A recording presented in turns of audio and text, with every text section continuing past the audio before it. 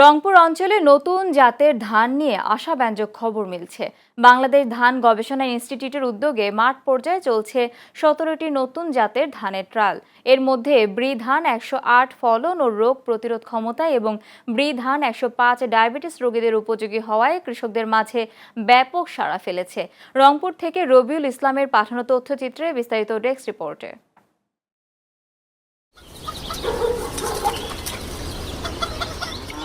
সবুজে মোড়ানো বিস্তীর্ণ মাঠ। রংপুর অঞ্চলে বাংলাদেশ ধান গবেষণা ইনস্টিটিউটের তত্ত্বাবধানে চলছে 17টি নতুন জাতের ধানের মাঠ পর্যায়ের ট্রায়াল। এর মধ্যে উচ্চ ফলন ও রোগবালাই প্রতিরোধী হওয়ায় সবচেয়ে বেশি আলোচনায় রয়েছে ব্রি ধান 108। অন্যদিকে কম গ্লাইসেমিক ইন্ডেক্স সমৃদ্ধ ব্রি ধান 105 ডায়াবেটিস রোগীদের জন্য উপযোগী হওয়ায় আগ্রহ বাড়ছে চাষিদের।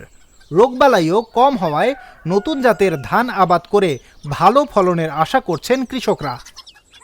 আমাদের সার দিছে, কীটনাশক দিছে, দেওয়ার পরে আমরা যে আবাদ করছি খুব ভালো। কৃষি সম্প্রসারণ অধিদপ্তরে থেকে আমরা 16 জন চাষি 108 ব্রি ধান ওখান থেকে নেওয়ার পর আমরা মাঠে রোপণ করছি। খুব ভালো। এর আগে আমরা কখনো এইরকম বীজও পাইনি আর এইরকম ফসলও ফলাইতে পারিনি। কৃষি বিভাগ জানায় নতুন এই প্রযুক্তি মাঠে ছড়িয়ে দিতে কাজ করছেন তারা। ব্রি ধান 108 জাতের যে ধানটা এখানে রোপণ করা হয়েছে আপনারা দেখতে পাচ্ছেন, এটি একটি নতুন জাত।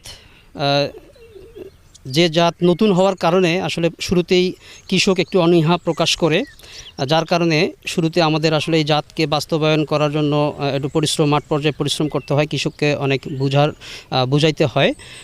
আমাদের উপজেলা কৃষি অফিসার মহোদয়ের যথাযথ নির্দেশনায় একাধিকবার এখানে কৃষকদের সঙ্গে মিটিং হয়। মিটিং করার পরে কৃষকরা পরবর্তীতে নিজেরাই উদ্বুদ্ধ হয়ে ওনারা এই জাত চাষ করার এবং আবাদ করার সিদ্ধান্ত গ্রহণ করেন। দেশের খাদ্য চাহিদা পূরণে এসব জাত গুরুত্বপূর্ণ ভূমিকা রাখছে। জলবায়ু সহনশীল ও উচ্চ ফলনশীল জাত উদ্ভাবনে কৃষি বিভাগের গবেষণা অব্যাহত থাকবে বলে জানান এই বৈজ্ঞানিক কর্মকর্তা। এখানে প্রায় আমাদের 17টা টায়াল আছে এবং বিভিন্ন অ্যাডভান্স লাইন আমরা টায়াল দিচ্ছি, যে লাইনগুলো এখানে ভালো হবে দেন এটা ভ্যারাইটিতে যাবে।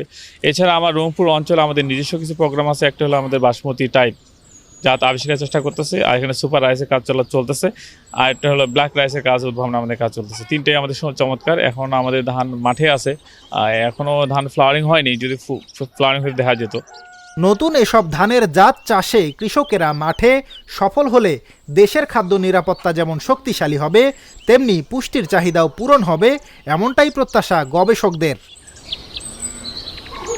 শাহনেওয়াজ সরকার, চ্যানেল এস নিউজ ডেস্ক।